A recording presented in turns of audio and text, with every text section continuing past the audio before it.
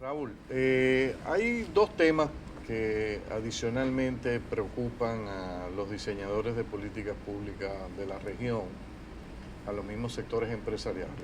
Uno tiene que ver con esta posibilidad de que se profundicen las represalias comerciales entre Estados Unidos y China a raíz de esta nueva pose que luciría proteccionista de Estados Unidos, pero que quizás en realidad lo que está tratando de conseguir de parte de China que se acople mejor a lo que son las reglas globales de respeto a los derechos de propiedad industrial y tratar de que no esté subsidiando las exportaciones por vía indirecta, vía de la energía, etc.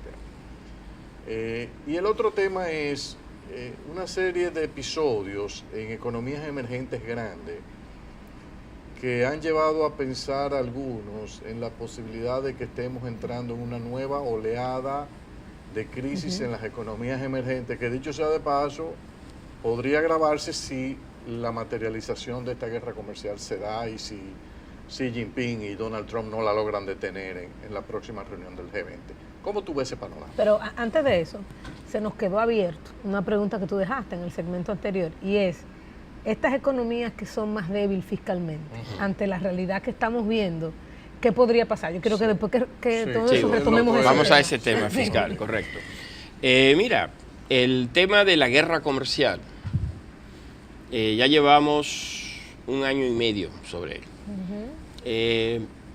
Hay un antecedente que mucha gente ahora ha traído a cuenta, fue lo que sucedió alrededor de la Gran Depresión del siglo pasado, en los años 30. Los Estados Unidos, en medio de un periodo de debilidad de la economía americana, provocado por una de las N crisis que vivía la economía, decidió pasar un arancel que fue del 30 al 50% sobre todas las importaciones, no de un país en particular. Y eso hizo que el resto del mundo replicara de forma similar y luego vino la Gran Depresión. Todavía los economistas discutimos si fue la guerra comercial de los años 30 o fue un error monetario lo que provocó la Gran Depresión. Ahora, hay que ponerlo en su dimensión. Hasta ahora lo que hemos visto, aunque Trump ha amenazado a todo el mundo, amenazó a México, a Canadá, aunque finalmente transó un acuerdo no tan malo para las partes, ha amenazado a Europa, a Japón, pero todavía es una amenaza. Con quien ha tomado acciones directas es contra China. Entonces, bueno, un enfrentamiento de las dos economías más grandes del mundo, pues no es algo positivo. Pero hasta ahora es algo que está contenido. Es decir, el daño que pudiera hacer, aunque Trump le pusiera el 100% de aranceles a las exportaciones chinas, y China replicara de forma similar contra Estados Unidos, no exactamente en la misma magnitud, porque China no importa tanto de Estados Unidos, pues es en neto negativo para las dos economías, pero no creo que tenga la magnitud de mandarnos a una recesión mundial. Habría una desaceleración, habría un mal ambiente de negocio, habrá sectores que son perdedores porque están integrados a las cadenas de suministro China, pero es un asunto manejable sin yo no temo que esto vaya a desatar una gran recesión o un gran problema. Ahora, la economía china ha sido un milagro, lleva 35 años sin tener una recesión, propiamente dicho. Entonces, mucha gente ha pronosticado la próxima recesión china constantemente y se ha equivocado. Y podría decir, bueno, es que esta guerra comercial sí pudiera llevar a China a una desaceleración importante. Si eso ocurriera, no está en mi escenario, pero si eso ocurriera, sí habría consecuencias globales, porque China es el mercado más importante de commodities en el mundo. Países como Argentina, como Brasil, como todo Sudamérica, se verían afectados de forma significativa y los precios de las mercancías básicas se verían afectados ante una gran desaceleración china. Yo creo que lo ideal sería, a mí, ¿cuál es el objetivo de Donald Trump? Es difícil saber. Yo veo que el objetivo de Donald Trump esencialmente es muy pragmático Él ha decidido aliarse con sectores que han sido perdedores ante la globalización, como es sectores, trabajadores del sector manufacturero con cierta especialización, que han perdido poder de compra. Pero yo no veo un apoyo de las élites económicas de los Estados Unidos a Donald Trump. Es decir, las élites económicas están contentas haciendo negocios en China. Entonces, Trump yo lo ubico como un hombre pragmático, que lo que le interesa por encima de todas las cosas es ser reelecto en el 2020. Entonces, a él hoy, como está el escenario de incertidumbre, le conviene reducir la incertidumbre. Y yo pienso que él tiene sobre la mesa en este momento un triunfo parcial en su guerra comercial con China. China está dispuesto a hacerle concesiones a los Estados Unidos. En parte porque China tiene un estatus asimétrico, por ejemplo. China tiene aranceles sobre productos americanos de 10%, y los americanos en promedio tienen aranceles de 2,5% sobre China. Entonces, esta cosa se puede negociar. O sea, China puede bajar, tiene espacio para bajar aceleradamente los aranceles a los Estados Unidos para converger al 2, 2,5 en 5, 7, 8 años. Creo que eso China lo puede conceder. Segundo, creo que China puede conceder cosas que políticamente para Trump pueden ser muy atractivas, como comprar gas licuado en Estados Unidos, petróleo en Estados Unidos, soya, trigo, carne, puerco, ¿no? Que para Estados Unidos, para Trump sería importante, aunque en la economía mundial no tendría mayor impacto porque son commodities.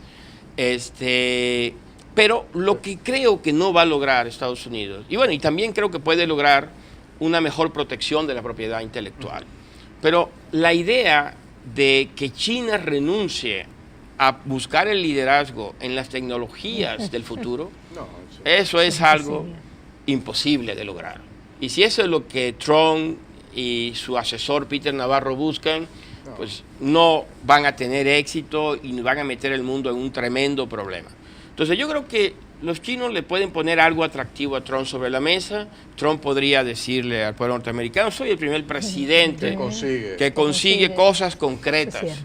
Y creo que eso es lo que debería estar apuntando. Y te diré lo siguiente: el gobierno americano está dividido al respecto. Sí. De un lado tenemos al secretario del Tesoro, Mnuchin, que está negociando un tipo de acuerdo de ese tipo con los chinos, y lo tiene ya avanzado.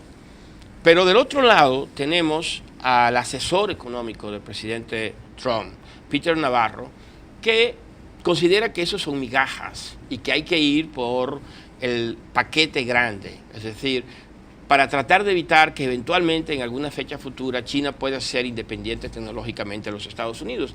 Y eso yo no lo veo factible, esa posibilidad. Entonces veremos qué tan pragmático es el presidente Trump, y si lo es, deberíamos comenzar a ver el principio de un acuerdo, porque creo que no habrá un acuerdo inmediatamente, será una negociación que se va a llevar su tiempo, pero ir bajándole el escalamiento a esta situación sería muy bueno para la economía mundial. El tema de las economías emergentes, que este año hemos visto algunos sustos, el caso de Turquía, Argentina, Brasil, alguna gente con lo que ha preanunciado la nueva administración que va a subir en México, teme que quizás México pudiese ser también afectado por una especie de contagio. ¿Cómo tuvo el panorama? Mira, déjame comenzar por lo último. Yo creo que independientemente de los nombres, aunque los nombres son importantes, lo que hay que ver, vulnerabilidades. En el caso particular, los ciclos de liquidez que normalmente van asociados a los ciclos de alza y baja de las tasas de la Fed se trasladan al resto del mundo. En México hubo dos grandes crisis macroeconómicas, el 83 y el 95. Y curiosamente, en esos años lo que hubo fue un cambio en la política monetaria norteamericana. Nosotros allá le damos explicaciones en nombre del presidente, fue el presidente tal que no entendió, fue el otro presidente que no, pero en realidad sí le agregaron algunos de ellos y con ganas, ¿no?, a la crisis. Pero el factor fundamental fue el cambio en el ciclo de liquidez del dólar. Entonces, estamos en un episodio como este. Entonces, hay que hacer un análisis de qué variables son las que transmiten la vulnerabilidad. Déficit de la balanza de pagos, déficit de la cuenta corriente, estructura de la deuda pública y privada, en términos si es a corto plazo, si es a largo plazo, si es a tasa fija, si es a tasa variable. Negociación de los vencimientos. Los vencimientos están concentrados en periodos muy cortos. Cuando hacemos un análisis como eso, inmediatamente aparecen dos economías en luz roja, Argentina y Turquía. Los dos con déficits de comercio exterior o de cuenta corriente del 5% del Producto Interno Bruto. No necesariamente un déficit grande implique un problema, pero si hacemos un análisis promedio, cuando tienes un déficit de cuenta corriente arriba del 3, 3,5, ya estás en una zona de peligro. Es como cuando te miden el azúcar, te dicen, a partir de cierto nivel puedes seguir viviendo con tu azúcar, pero ya mejor bájale al azúcar, consume otras cosas. Y Argentina y Turquía son países que tienen una gran vulnerabilidad porque tienen la necesidad de buscar 5% del tamaño de la economía en nuevos financiamientos todos los años. Entonces, no es ninguna sorpresa que esas dos monedas han, por ejemplo, el caso de Argentina, se ha depreciado 48% a la fecha, pues ha llegado a estar 55% de depreciación, sí, a pesar de que el FMI le ha hecho un crédito, ¿no? Le ha dado condiciones muy favorables a la Argentina y le ha puesto sobre la mesa 35.000 millones de dólares. A pesar de todo eso, hemos tenido esta vulnerabilidad. El caso de Turquía es un poco más diferente, porque además debemos decir que en Argentina es la cuenta corriente de la balanza de pagos y el sector público. Los dos déficits, uno es la imagen del otro. Realmente el problema es el sector público en la Argentina. En Turquía es más complejo, hay un presidente polémico, un demócrata no liberal al frente del gobierno turco, y el déficit externo es grande, 5, aunque el déficit público no es tan grande. Esto quiere decir que hay un problema en el fondeo del sector privado. Sí. Entonces, de todas maneras, sea privado o sea público, es un problema. Es un problema. Ahora, Brasil y México. Brasil no tiene un gran déficit de cuenta corriente. De hecho, es un déficit pequeño, de cerca del 2%. El problema de Brasil es más de un déficit interno, un déficit público de 8% del PIB. Entonces, no es tan vulnerable a que no haya muchos dólares y no estén baratos. Es un tema diferente. En el caso de México, tenemos en unas cuantas semanas, en una semana y media, tendremos un nuevo presidente que propone hacer una cuarta transformación del país. Estamos tratando de entender qué quiere decir eso de la cuarta transformación, pero él lo considera un episodio grande, no simplemente un cambio de gobierno, algo parecido a la revolución, pero sin muertos, algo parecido a la independencia, pero sin muertos también, o sea, algo pacífico, ¿no? O sea, en resumen, ustedes tienen un problema. O una solución, no sabemos. Una oportunidad. ¿No? Una oportunidad. Ahora, López Obrador tiene una gran ventaja. Comienza con un déficit de cuenta corriente de 1.7 del Producto Interno Bruto, un déficit fiscal consolidado de 2 puntos del Producto Interno Bruto. Entonces, las cuentas fiscales y las cuentas externas que recibe son muy moderadas. Comienza con un acuerdo de libre comercio, o de comercio, no digamos de libre comercio, sí. De comercio con los Estados Unidos, y con un Banco Central autónomo. Entonces, eso nos da una protección institucional. Claro, los balances se pueden deteriorar. En 3 años podríamos estar donde hoy está Argentina, donde está Turquía, pero no inmediatamente. O sea, México tiene un margen de maniobra tremendo, aunque la capacidad de cometer errores es infinita. No se cometen tan rápido. Entonces, no creo que México llegue a una situación como la que tiene Turquía o Argentina, por su capacidad de resistencia. Además, algo muy importante, México tiene un tipo de régimen de tipo de cambio flexible. ¿Esto qué quiere decir? Si el peso se devalúa, mucha gente lo ve como un asunto muy malo, en México responde la oferta. Inmediatamente el sector exportador es capaz de exportar de forma impresionante, se cae la demanda doméstica, hay un cambio en la composición de la demanda doméstica, pero no necesariamente se afecta a la demanda agregada total.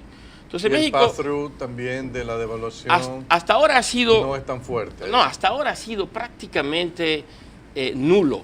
Pero después de la persistente devaluación de los últimos 2 años, cabe esperar que comience a reaparecer un pass-through. Claro, claro. Sí. Y algo positivo de las cosas que uno ha escuchado en el caso de México es que aparentemente el presidente electo es aficionado al equilibrio fiscal. Sí. O sea, a no tener desórdenes fiscales pronunciados. Claro, habría que ver cómo él maneja todas las promesas que él ha hecho, cuál es el costo finalmente que esto tendría, y si realmente la campaña que él ha anunciado de levantar fondos minimizando la corrupción le da resultados. Pero vamos a hacer una pausa para que tú retomes ese tema en el próximo segmento. Volvemos.